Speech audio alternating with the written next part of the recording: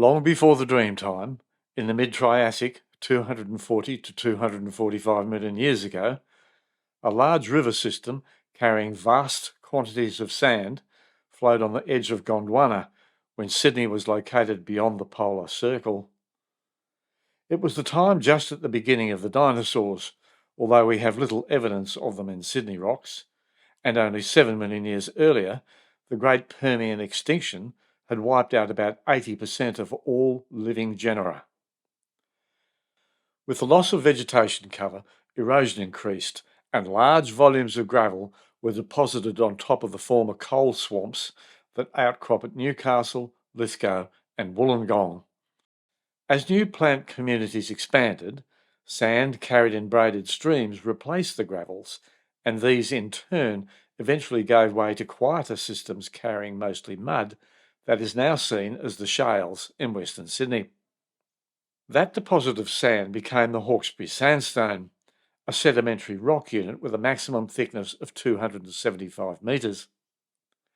In road cuttings, we see cross-bedded sets of quartz sandstone that formed as dunes in the river channel, sheet facies sandstone, and sometimes we find lenticular beds overlaying one another that are cross-sections of multiple stream channels. During floods, the channels incised and fluid bodies of sand moved downstream with little trace of bedding. These units of massive facies quartz sandstone can form large sinuous outcrops and are often case hardened by secondary deposition of silica near the surface. Sometimes the channels also carry a layer of quartz pebbles on the channel bed, but overall 95% of the Hawkesbury Sandstone is simply quartz sandstone.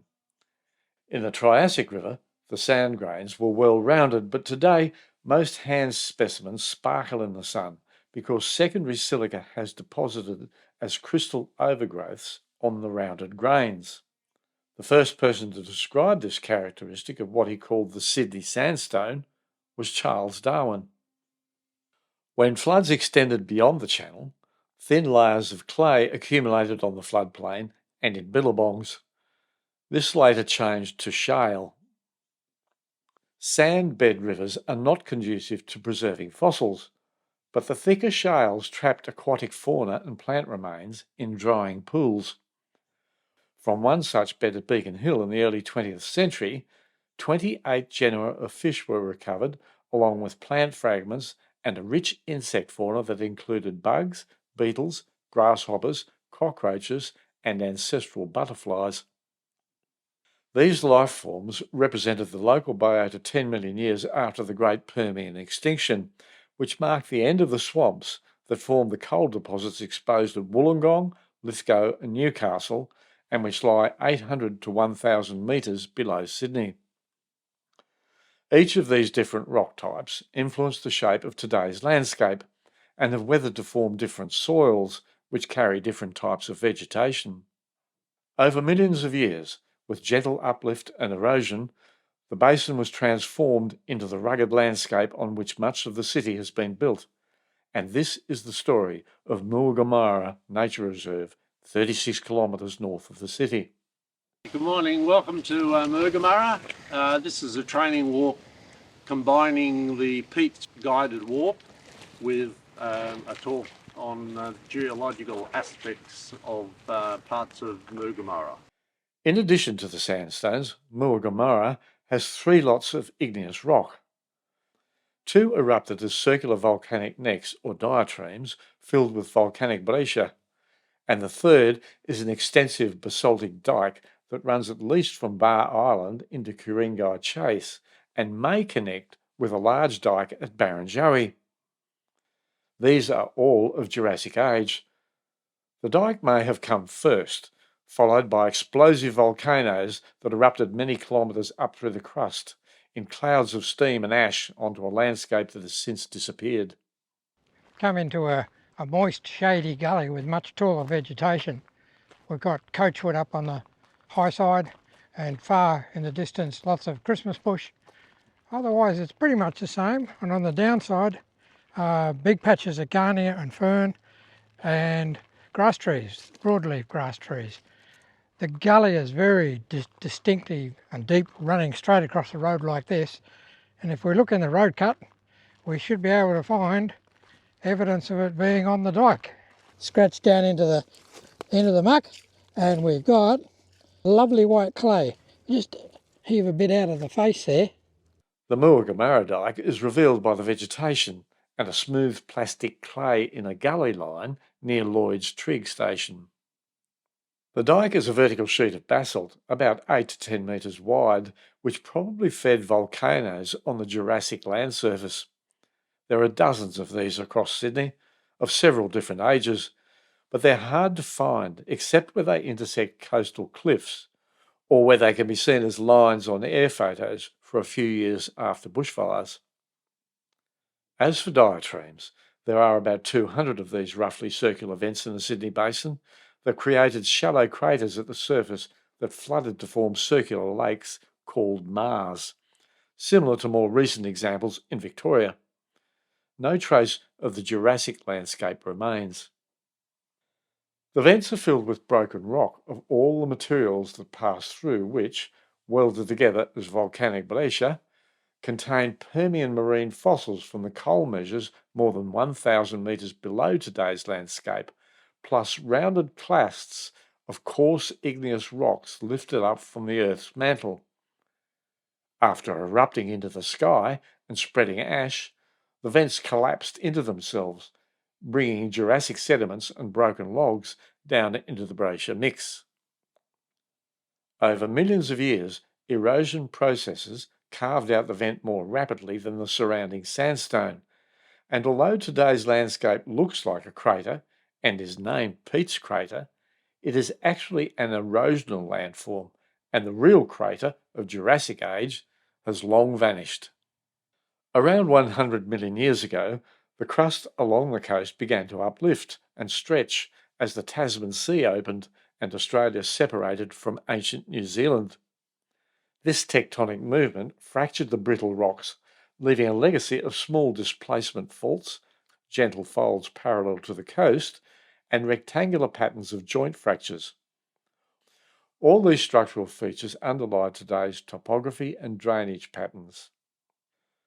Thicker sandstone beds form the cliffs and broken outcrops from which huge joint blocks can topple or slowly glide downhill after initial wedging apart by growing trees.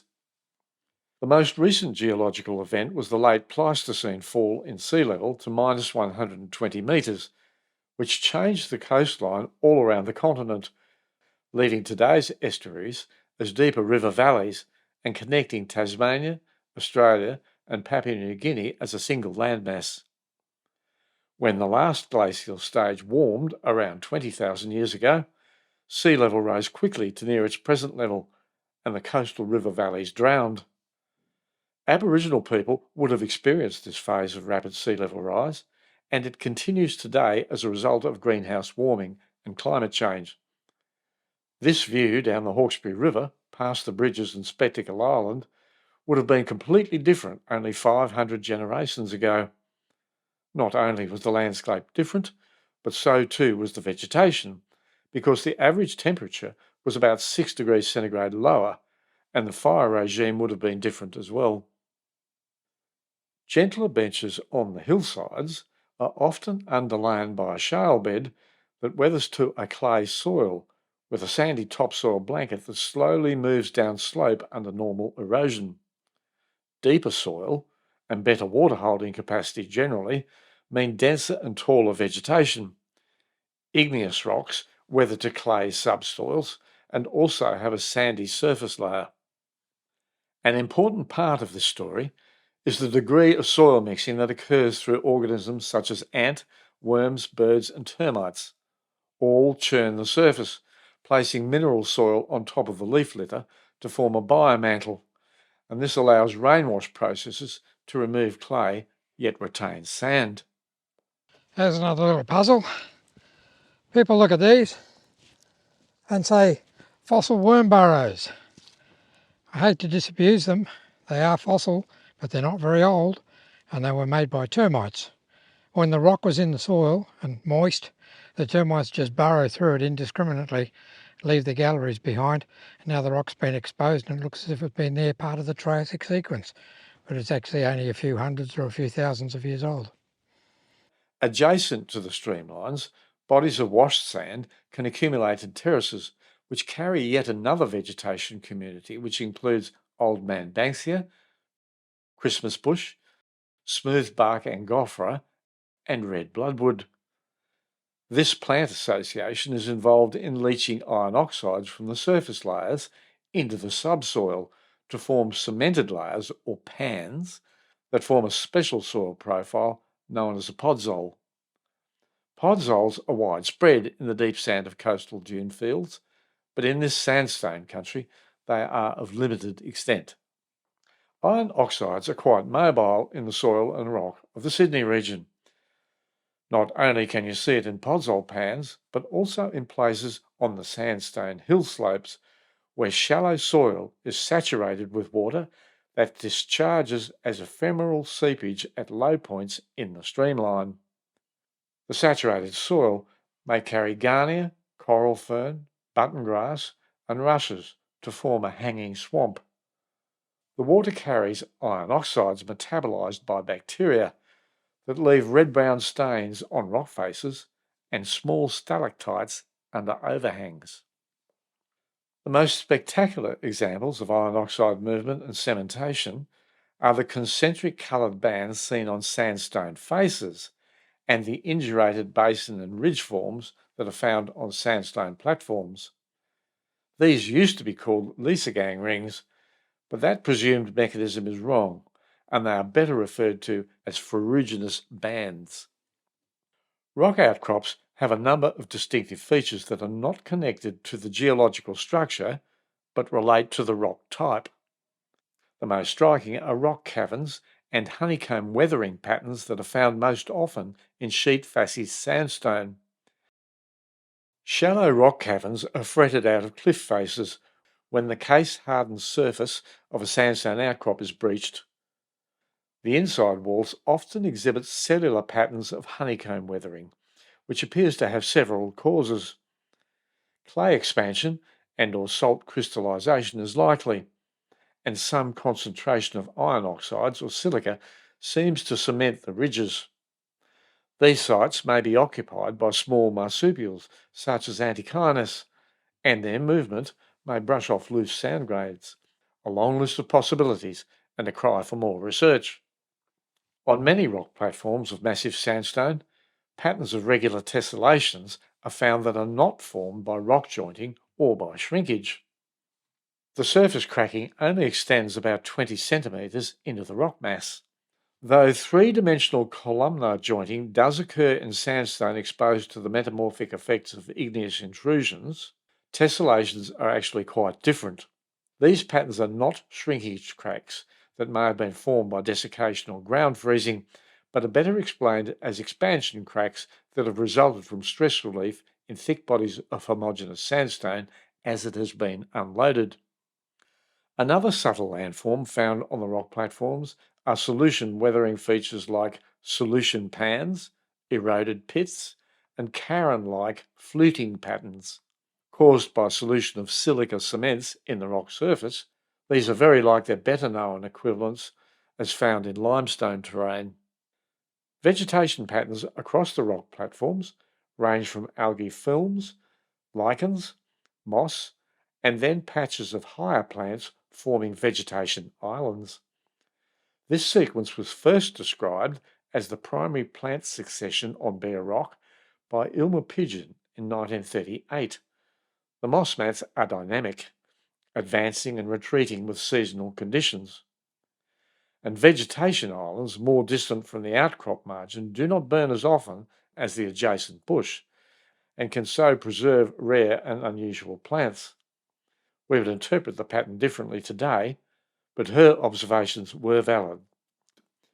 With different soils in different topographic positions and different slope aspects that affect the frequency and intensity of bushfires, it's no surprise the Muogamarra has more than 900 listed plant species. On moister sites with higher nutrients, the canopy trees in Pete's Crater were Sydney bluegum, Sydney peppermint, emergent cabbage tree palms, and perhaps originally red cedar. Sassafras, water gum, lily-pilly and figs feature in the gorge between the diatremes. Several of these trees would have attracted early sawyers, but without road access, they must have floated their logs out on the Hawkesbury River. Forest oak and rough-barked angophora are found on the edge of the volcanic glacier, grading into the more common sandstone flora of bloodwoods, scribbly gum, banksia, acacia, and other shrubs upslope. At the mouth of the creek, grey mangroves are backed by saline sand flats with a fringe of swamp oak and phragmite reed. We have little knowledge of the identity or lifestyles of Aboriginal inhabitants living here before 1788. They presumably belonged to clan groups of the inland Darug people, and today their only traces are rock engravings and small shell middens that escaped destruction by early lime burners. In this film, we have not depicted any Aboriginal engravings because Aboriginal people regard them as sensitive sites. If you should come across any, please treat them with respect because they are a diminishing resource. A great many have been destroyed by urban settlement, none are being renewed, and they are becoming less visible over time. Govett was described by Sir Thomas Mitchell as a wild young man with natural talent who was clever at dealing with unexplored country. He only spent 6 years in Australia, but has left us a considerable record of his observations of Aboriginal life in his writings and paintings. 67 years later, William Dougal Campbell, a surveyor, geologist, engineer and naturalist who worked for 20 years in New South Wales, mapped the rock engravings and also sketched the basin. In his time, the established cart track ran right over the engraved rock and European graffiti were present. We're at the Stone Basin, as it's called, which is a natural object, but a lot of people have been puzzled about it for many years. It looks as if there's blocks of sandstone have been set together without mortar, but in fact those are fracture planes in the basin itself. The basin can be geologically described as one of our iron band patterns, which is more resistant than erosion than the surrounding sandstone. And because it was originally a spherical feature, it's weathered out as a hollow and contains water. It was obviously important to Aboriginal people because there are a number of Aboriginal engravings around the margins of it, and even more striking are the European graffiti markings, which the earliest of which we can see goes back to the 1870s. The basin was first described in 1829 by William Romain Govett, who was the Surveyor General surveyor, working his way along this ridgeline out towards the Hawkesbury River, trying to find some sort of an access route through to the north. He called the ridge Karayanya, which is an Aboriginal word, and the important point about that is that he must have had an Aboriginal person with him guiding the way, and this presumably was on an Aboriginal footpath, which makes it a really intriguing historical point. From 1829 right through to about the mid-1920s, the road itself ran across the top of the Aboriginal engravings and disfigured them quite a bit. The graffiti disfigures them, and then in later years somebody came along and started chopping them out and made an even bigger mess. The next visitor of note was Frederick Christie, who taught 14 children in a tent school on this site for 3 months in 1927, when the Pacific Highway was being constructed. The school was placed on one of the engravings, and the others were in the schoolyard. Do some of the graffiti, or perhaps the unsightly efforts to remove graffiti, belong to Christie's time? Down in Pete's Crater, the first recorded land grant went to John Donovan, of whom we know nothing. It was purchased by George Peete, the son of First Fleet convict Charles Peete, in October 1835. The later history of land ownership is complex, and there are remains of 3 houses in the valley, the most substantive of which was built by Joe Izzard in about 1883. It was later occupied by the Burton, Higgins, Crumpton and Woods families. Most land clearing in the diatremes occurred from the 1890s and through the early 20th century, when the grasslands were used for grazing dry dairy cattle. One trace of this activity is the line of Osage orange trees planted along the boundary of Pete's and Sullivan's land. This would have been maintained as a hedge by cutting and laying the thorny branches.